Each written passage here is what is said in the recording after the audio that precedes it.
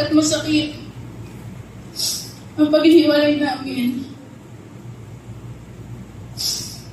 Lahat ng trauma at sakit tinago ko sa loob ko ay muling lumabas.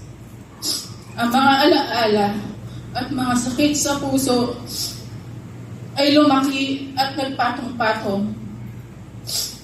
Galit na galit ako sa Diyos. Maraming bakit. Hindi ba sapat na ang lahat ng sakit na naranasan ko?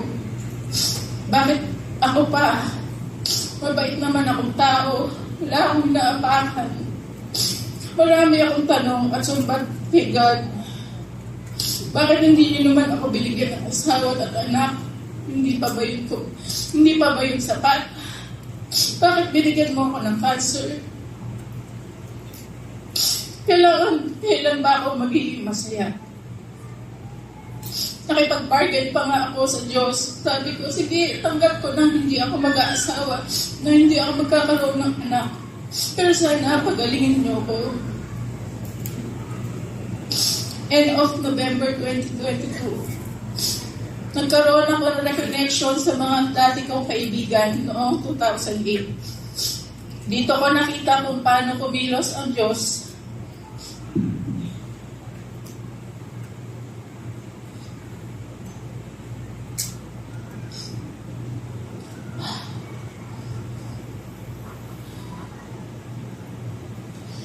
Dito ko nakita kung paano kumilos ang Diyos, kung paano niya ako sinundo at inakay palapit ulit sa Kanya. Na-invite ako sa isang live coaching na every Friday na nag-aaral ng salita ng Diyos at nagpa-praise para sa bawat isa. Naalala ko ang prayer request ko noon. Ang sabi ko sa kanila, pag-pray niyo ako na sana hindi na ako magising kinabukasan. Isang taon na sila ang mga nakasama ko. Pinagdasal nila ako, hindi nila ako pinusgahan at pinagalitan. Hindi rin nila ako sinabihan ng toxic o pabigat ako. Nakinig lang sila at tinulungan ako. Noong Enero 2023, sa tulong ng mga kaibigan kong yun, nagkaroon ako ng lakas ng loob para magpa-check up ulit. Nagpa-MRI at bone scan kami. At nakita sa resulta na kumalat na sa spine at pelvic bones ang cancer ko. Nung nabasa ko resulta, nagdesisyon na akong hindi magpagamot at sulitin ko na lang ang mga paa. Ang mga paa ko hanggang saan ako nito dadalhin. Hindi ko kasi alam kung hanggang kailan ako makakalakad at kung hanggang kailan ako malakas.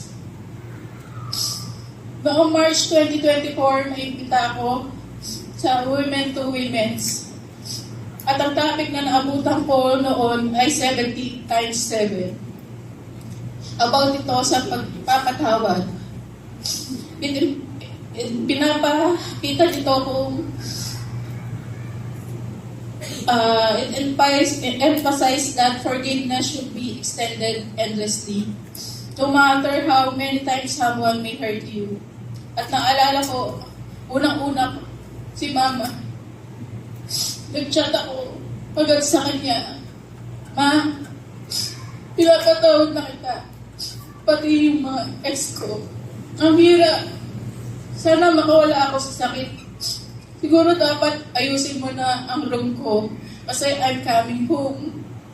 Ito ang eksaktong mensahe ko kay Mama. Simula noon, hindi na ako minto. I seek more of Jesus. Doon ko na-realize na madami akong dalang emotional baggage.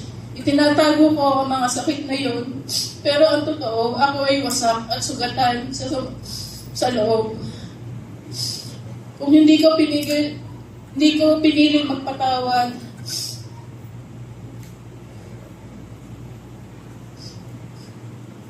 kung di ko piniling magpatawad, nakakulong pa din ako sa galit at sama ng loob. Hindi madaling magpatawad, pero ito ang habang patungo sa tunay na kalayaan. Sa pagsisimula ako muli, isa sa mga prayer request ko noon ay, Lord, pwede na po ba akong kumilos sa buhay ko? Hindi ko po kaya mag-isa. Hindi ko alam kung saan ako pupunta anong susunod kong gagawin. I specifically ask na tulungan niyo ako paano ako magpapagamot. May isang linggo pagkatapos ng dasal ko na yun, nakatanggap ako ng mensahe na nag-invite sa akin sa isang day group. Siya ang binigay ni Lord na maging day group leader ko. Wala talagang aksidente kay Lord. Siya ang naging daan para matulungan ako magpa-check up ulit. Natulungan niya ako mailapit sa mga tao at sa ngayon ng gobyerno para sa gastos na kakailanganin ko. June 2024, nabasa ng doktor ang mga resulta at doon ko nalaman na stage 4 na pala ako. Pero I was prepared by God. Handa na yung puso ko. Mas malakas na ako ngayon. At ramdam ko na ang Diyos ay kasama ko sa bawat hakbang ng journey na ito. Hindi ko kaya ipaliwanag ang peace na nararamdaman ko. Hindi naman nagbago yung sitwasyon ko. May cancer pa rin ako, stage 4 pa nga. Sa gitna pa rin ako ng financial struggles. May depression pa rin ako. Pero ngayon, may mga bagay na nagbago. Ang puso ko, secure na nandiyan si God at hindi ako iniwan.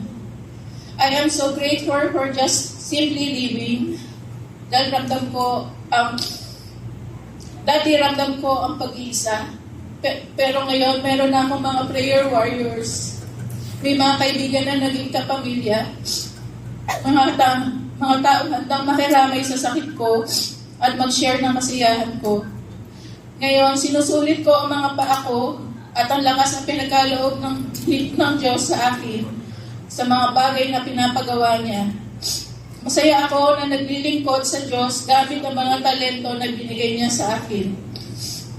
Hindi pa man ako pinapagaling ni God sa aking karamdaman, pero pinagaling na niya ang mga sugat na sa aking kalooban. Binigyan niya ako ng kapayapaan, lakas at kagalakan. By His grace, natutunan kong walang sakit na hindi kayang pagalingin ng pagmamahal ng Diyos at walang sugat na masyadong malalim na hindi kayang paghilumin ng kanyang mga kamay.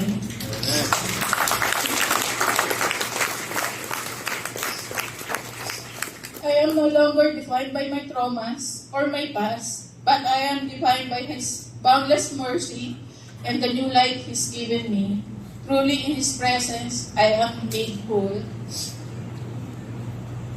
Thank you. Thank you, Erika.